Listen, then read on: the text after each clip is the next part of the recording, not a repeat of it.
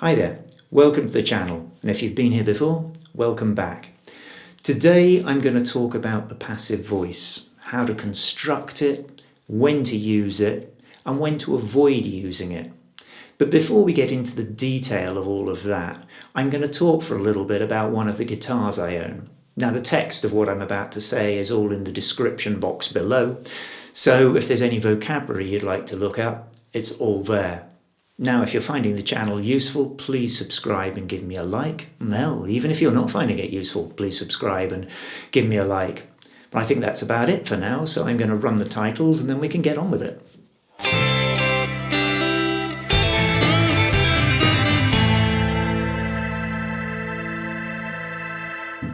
Some of you might recognise this as a Fender Stratocaster.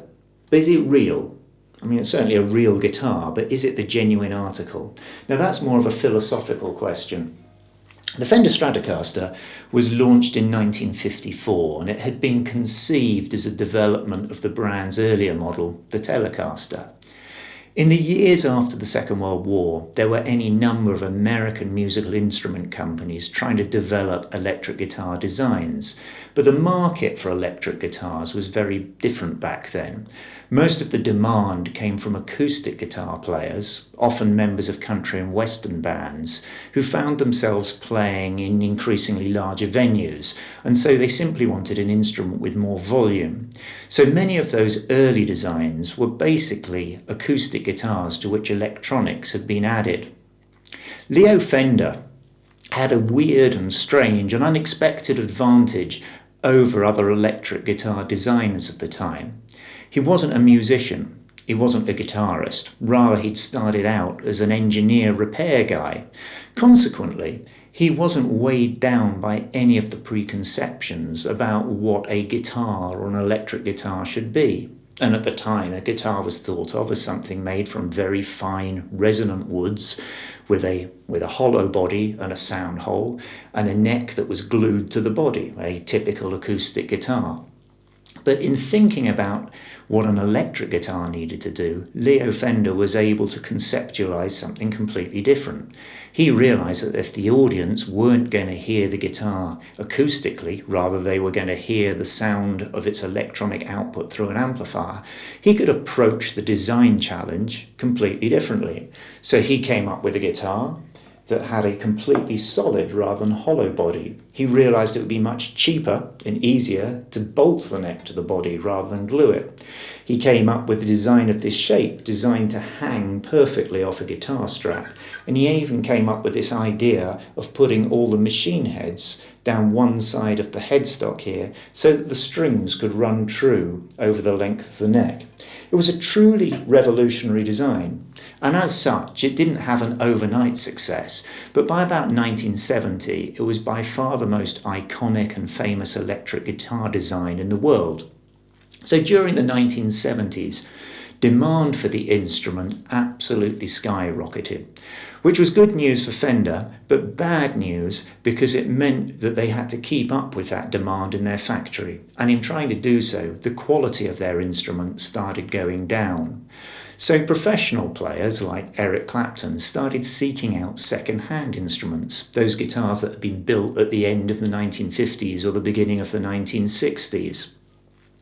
Now, the situation became even stranger in the 1980s when arguably the best Stratocasters that could be found in the world were being made in Japan, but they were being made effectively illegally, unlicensed, by factories that were copying point for point those original American guitar designs and selling them to their domestic market. Musicians around the world heard about these guitars and started trying to lay their hands on them. Now, this gave Fender a problem, obviously. They could either take legal action against the Japanese, or they could decide to work with them. And ultimately, that's what they chose to do. So this guitar is a copy of a 1962 American Fender, but it was made in a factory in Japan, and it was licensed by the brand, which is why it is allowed to carry the Fender name on the headstock there. But is it a genuine 1962 Fender Stratocaster? Absolutely not. If it were, it would be worth tens of thousands of dollars, but it's only worth a fraction of that. Now, I also own a genuine American Fender Stratocaster that was made in the mid-1970s in Fender's Californian factory in Fullerton. And frankly, it's not a very good guitar at all. It's not very well made. This blue one is far better. So even though it's not the genuine article, we might be able to say that it's even better than the real thing.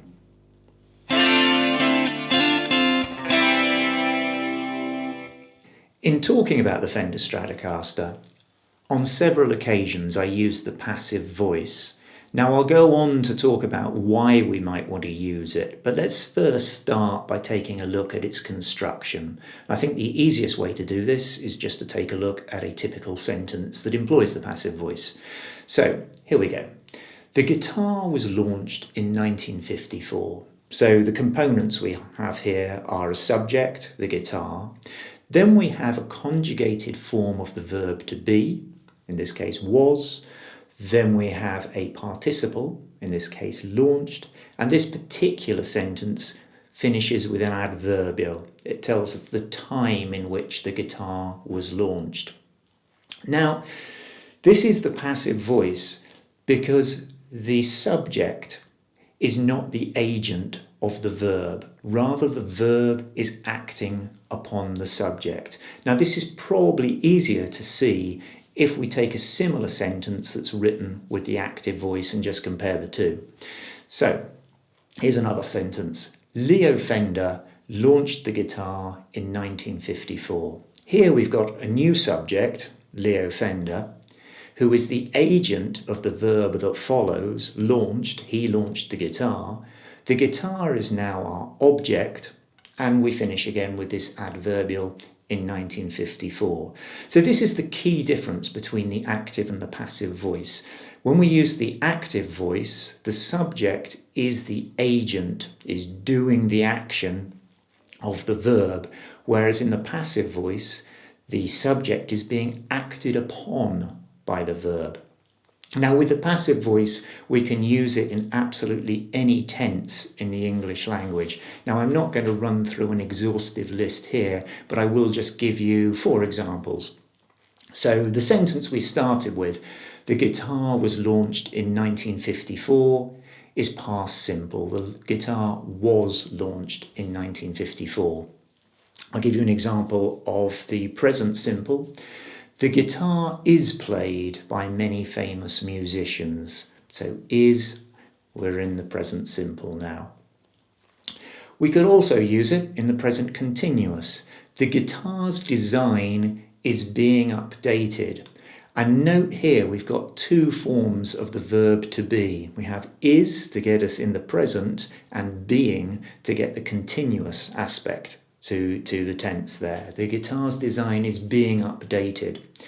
And finally, past perfect.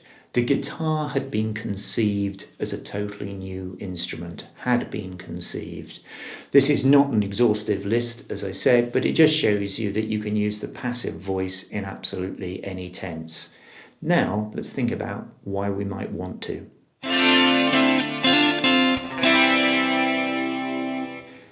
In much the same way that a photographer can change the focus on a camera to highlight a particular aspect of an image, we can use the passive voice to do the same with our language. So let me give you an example. Imagine that I am the tour guide at the Tower of London and you're a visitor. I would probably use the passive voice to say this. The Tower of London was built in 1078 by the Normans. Because I want all of our attention to be on the tower and the year in which it was built. Now, had I used an active construction such as the Normans built the Tower of London in 1078, then our attention would shift to the Normans, which might be appropriate if I was talking about their architecture in a more broad sense. However, I want to bring your attention specifically to the Tower of London. So here I choose to use the passive voice. I'd also use it when the actor in a situation is unknown.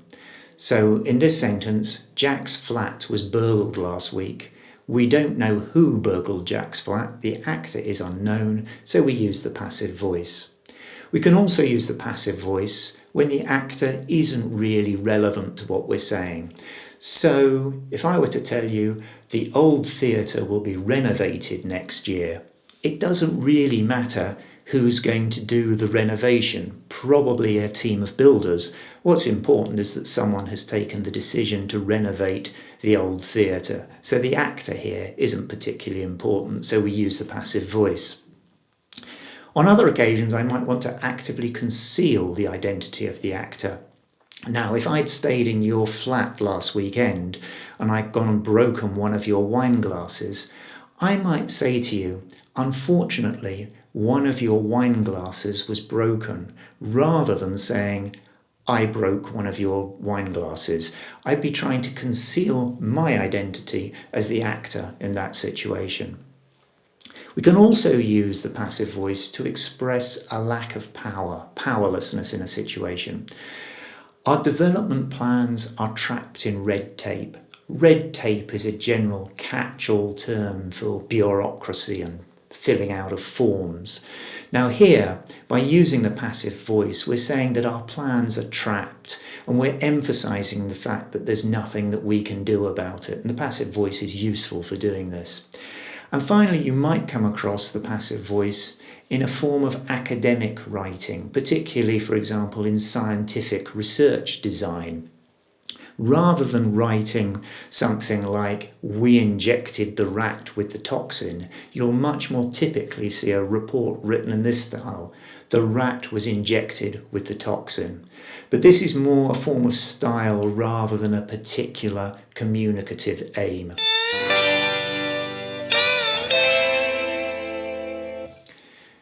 Many teachers of English would dissuade their students from using the passive voice unless it was absolutely necessary, because the passive voice can lead to a vague and overly complicated use of language. However, it's precisely the fact that the passive voice can lead to a vague and overly complicated use of language that people use it. So I'm going to give you 3 examples of passive voice phrases that you might hear, and then contrast them with what the person could have said using the active voice. And then you can decide which you'd have used in the same situation. So let's start with something that you could easily hear in an office. Our report was delayed because the case file was mislaid. Now here the speaker is trying to conceal the fact that they're the person responsible for the lateness of the report and probably the loss of the case file as well. It's a bit like my example with the broken wine glass. So in the active voice, we get a very different expression indeed. We were late with the report because we lost the case file. Now it's much more honest, but how many people would actually say that in the same circumstances?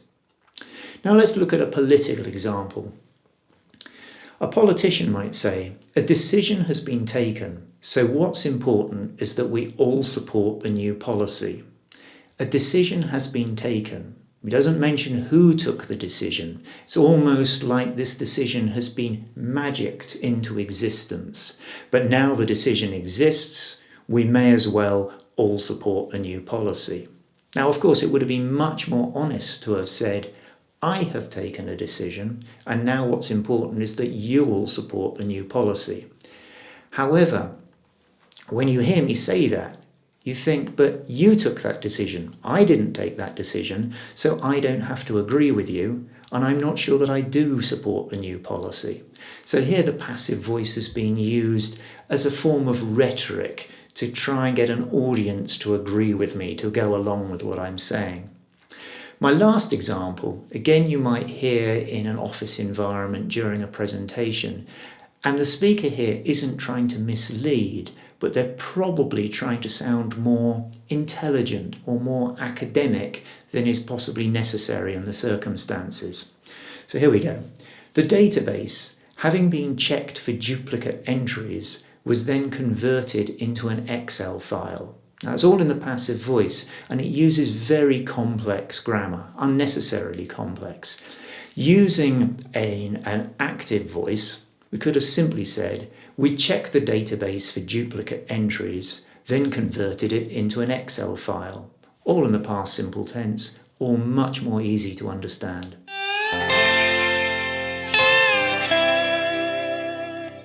Thanks for watching. I hope that now you know more about the Fender Stratocaster than you ever thought that you wanted to know, and that you've got a good understanding of the passive voice in English. And for those of you who are going to go on to become politicians, I hope that you've now got the confidence to really mislead people with the passive voice. Well, until next time, take care.